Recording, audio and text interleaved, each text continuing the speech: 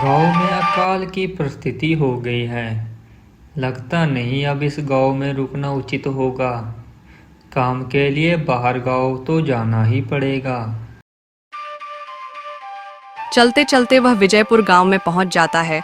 उसके रहने का कोई ठिकाना नहीं था। उसके पास कोई काम भी नहीं था। चलते चलते वह अमीर किसान जगत सेठ के पास पहुंच जाता है। सेठ जी, मैं भूषण दूसरे गांव से आया हूँ। हमारे गांव में अकाल की परिस्थिति हो गई है। लोगों के खेत में सूखा पड़ गया है। गांव में बूंद बूंद पानी के लिए लोग तरस रहे हैं। अगर मुझे आपके पास कोई काम मिल जाता तो बड़ी कृपा होगी बड़े भाई। अरे रे रे रे, लगता है तुम्हारी हालत बहुत खस्ता हो गई है। ठीक है, वैसे मेरे पास एक काम तो है, पर लगता नहीं तुम वो कर पाओगे। जी, आप चिंता ना करें। आप मुझे कोई भी काम दे सकते हैं। मैं वो काम पूरी मेहनत और ईमानदारी से करूँगा।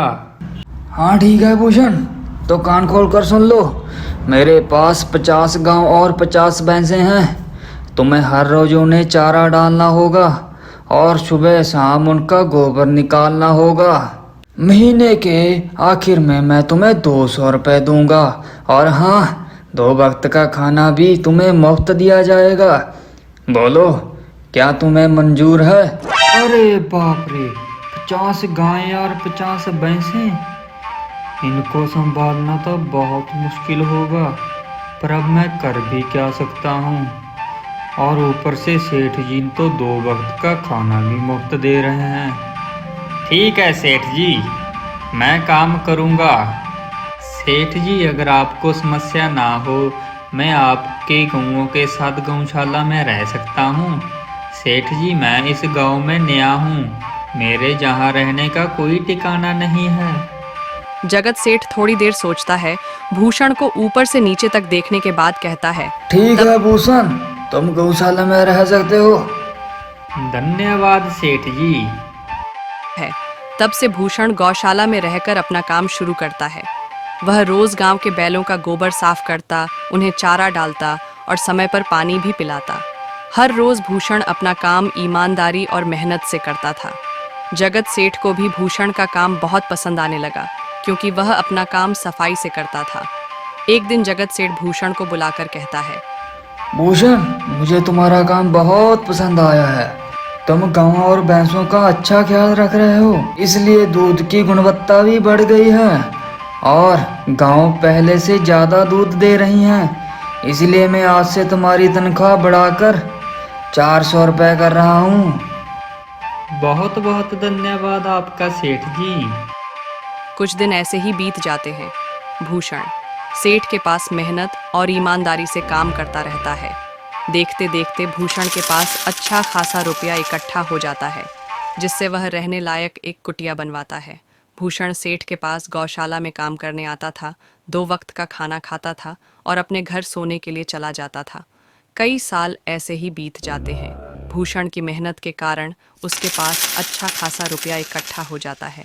एक दिन भूषण जगत सेठ से कहता है, सेठ जी, आजकल गांव में चोरी की समस्या बहुत बढ़ गई है और मेरे पास कुछ रुपए भी जमा हैं, जो मैंने अपने घर में रखे हुए हैं, पर मुझे उन पैसों की चिंता हो रही है।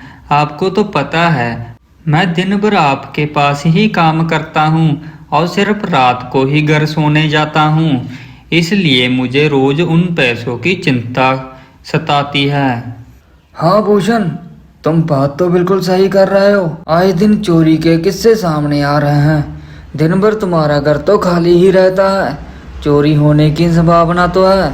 देखो भूषण, इस समय गांव में एक ही जगह है जहां पर तुम अपना धन सुरक्षित रख सकते हो, और वो है जमींदार का घर। क्या? जमींदार का घर? हाँ भूषण, जमींदार का घर। इस गांव के जमींदार बहुत ही ईमानदार और दयालु हैं, ऐसा मैंने कई लोगों से सुना है। और उनके घर में बहुत सारे पहरेदार भी हैं, तो चोरी होने की संभावना तो बहुत कम है। तुम अपने पैसे उनके पास रख सकते हो।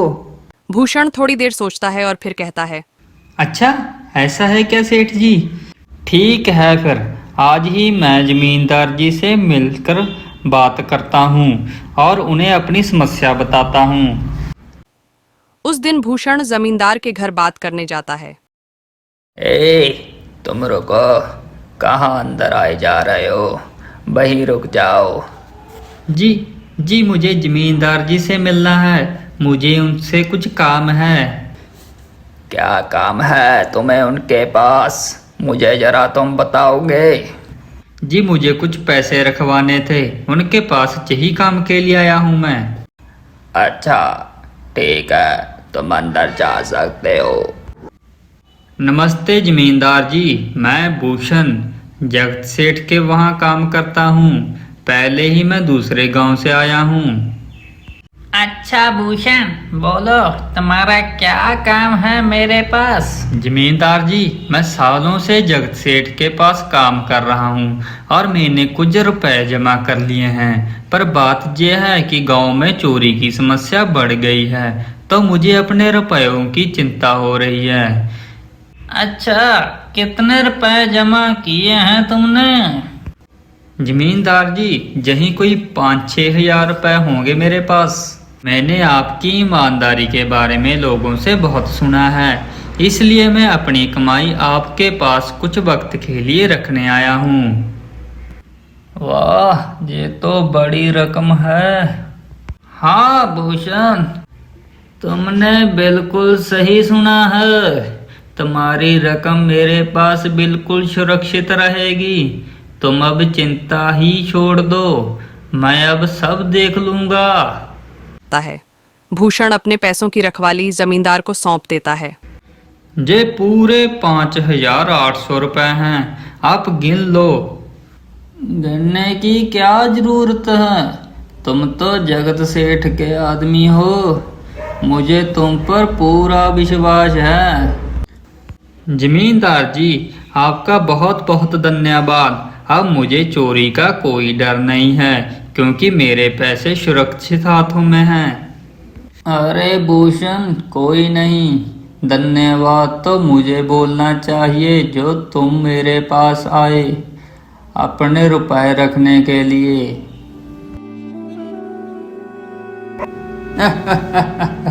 हाँ भूषण, तुम्हारे पैसे मेरे हाथ में ही अच्छे लगते हैं। भूषण अपने पैसे देकर घर चला जाता है। इसी तरह ईमानदारी और मेहनत से भूषण जगत सेठ का काम करता रहता है। देखते ही देखते 2 साल बीत जाते हैं। एक दिन भूषण सोचता है, अब बहुत साल हो गए हैं सेठ जी के यहाँ काम करते हुए। वैसे तो सेठ जी बहुत अच्छे इंसान हैं, पर सोच रहा हूँ खुद की जमीन लेकर उस पर खेती करूँ, तभी मैं बड़ा इंसान बन सकता हूँ। अब जो मेरे पास पैसे हैं और जो जमींदार के पास संभालने के लिए रखे हैं, वो जमा करके थोड़ी ज़मीन खरीद लूँगा। आज ही जमींदार के पास जाता हूँ और अपने रुपए मांगता हूँ। जमींदार जी मैं अपने पैसे वापस लेने आया हूँ। मैंने आपके जहाँ 5,800 रुपये दिए थे संभालने के लिए। अरे भाई साहेब, मैंने पहचाना नहीं आपको, वैसे कौन हो आप? जमींदार जी मैं भूषण हूँ। पिछले साल मैंने आपको पैसे संभालने के लिए दिए थे, याद आया कुछ?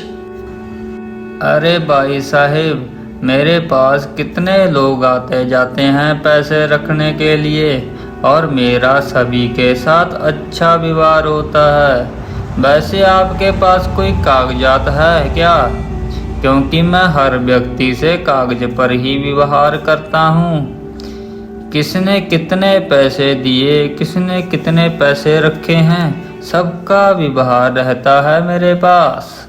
जमींदार जी आप क्या बात कर रहे हैं? आपकी ईमानदारी देखकर ही मैंने आपके पैसे दिए थे संभालने के लिए, और अब आप ही ऐसी बात कर रहे हैं। कृपया मुझे मेरे पैसे वापस दीजिए।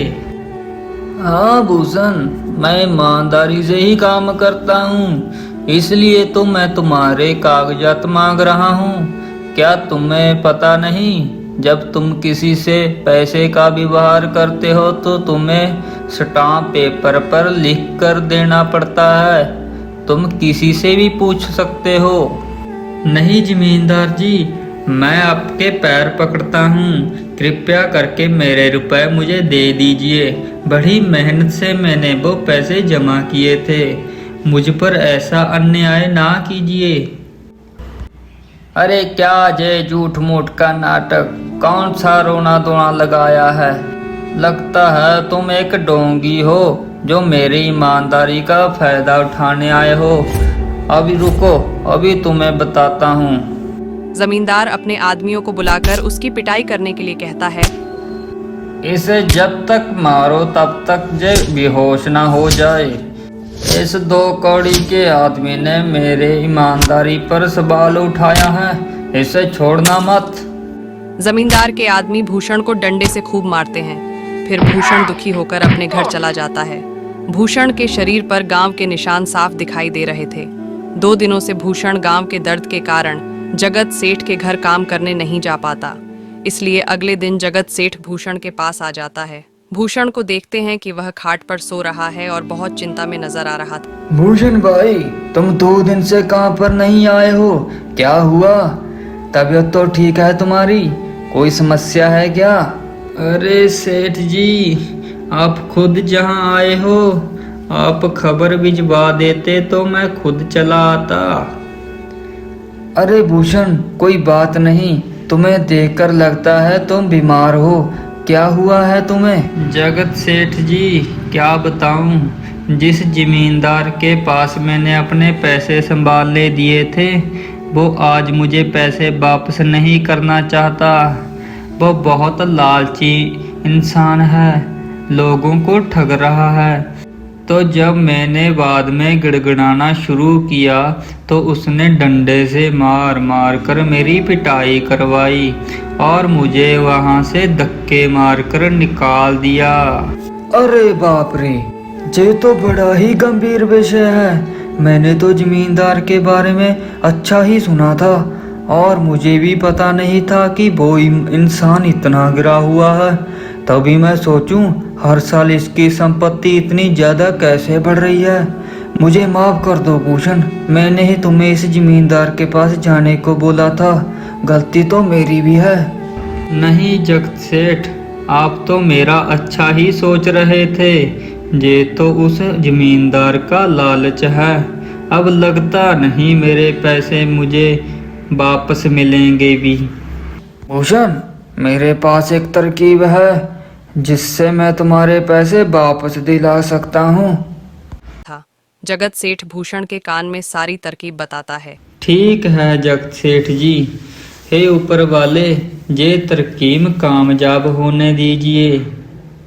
अगले दिन जगत सेठ खुद एक बैग में पैसे भरकर जमींदार के पास जाता है। अरे जगत सेठ, आज आप खुद जहाँ, बोलो इस गरीब के घर कैसे आना हुआ? हमारा तो सौभाग्य है कि आप जैसे धनी आदमी के चरण हमारे घर में लगे। नमस्ते जमींदार जी। अरे जमींदार जी, अब आप तो मुझे लज्जित कर रहे हैं।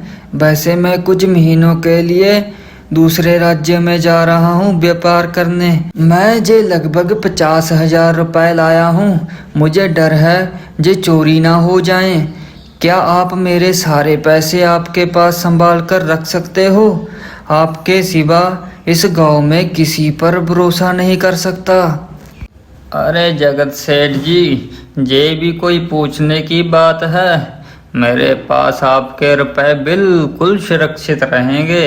आप निश्चित होकर व्यवहार करने जा सकते हैं। इस बार तो बड़ी मछली हाथ लगी है। बार बार ऐसा मौका नहीं मिलता। भारी माल हाथ में लगने वाला है। तभी वहां पर भूषण आ जाता है। अरे भूषण, तुम, अच्छा हुआ तुम आ गए। मैं तुम्हारे पास ही आने वाला था। मुझे माफ करना, उस दिन तुम्हें पहचाना नहीं। इतने सारे लोग मेरे पास आते जाते हैं तो जरा परेशानी होती है, पर मैं अपनी बातों का बड़ा पक्का हूँ। हाँ रुको, तुम्हारे सारे पैसे अभी देता हूँ। जमींदार भूषण के सारे पैसे वापस कर देता है। भूषण बिना कुछ बोले वहां से चला जाता है। अरे क्या बात है जमींदार जी, आप तो अपनी बात के बहुत पक्के हैं। तो ठीक है, मैं अपने सारे पैसे आपके पास ही रख सकता हूँ। जगत सेठ इतना बोल ही रहा था कि तभी वहां जगत सेठ का नौकर आ जाता है। सेठ जी, अब आपको विदेश जाने की जरूरत नहीं है। जिन व्यापारियों के पास आप जाना चाहते थे उनका संदेश आया है, वे हमारे गांव में ही आ रहे हैं। अरे ये तो बहुत बढ़िया बात हुई, अब मुझे इतनी दूर नहीं जाना पड़ेगा। सुन रहे हो जमींदार जी, व्यापारी जहाँ आ रहे हैं। अब मुझे लगता नहीं इन पैसों का आपके पास रखने का कोई मतलब भी है। चलो, आपका बहुत बहुत धन्यवाद, आपने इतनी ईमानदारी दिखाई मुझे। हाँ, अगली बार जरूर आपके पास ही आऊँगा। ऐसा कहकर जगत सेठ अपने पैसे लेकर वहां से चला जाता है। दत्तरेगी, जे क्या हो गया? जे 50,000 तो चले गए, और जो भूषण के 5,800 हड़प्पे थे वो भी चले गए। आपका बहुत बहुत धन्यवाद सेठ जी। अगर आज आप ना होते तो जमींदार मेरी सारी जमा पूंजी हड़प लेता। भूषण, कोई बात नहीं। जो व्यक्ति मेहनत और ईमानदारी से कमाता है, ऊपर वाला कभी उसका बुरा नहीं होने देता, और जो हराम की कमाता है उसका भगवान कभी अच्छा नहीं होने देता।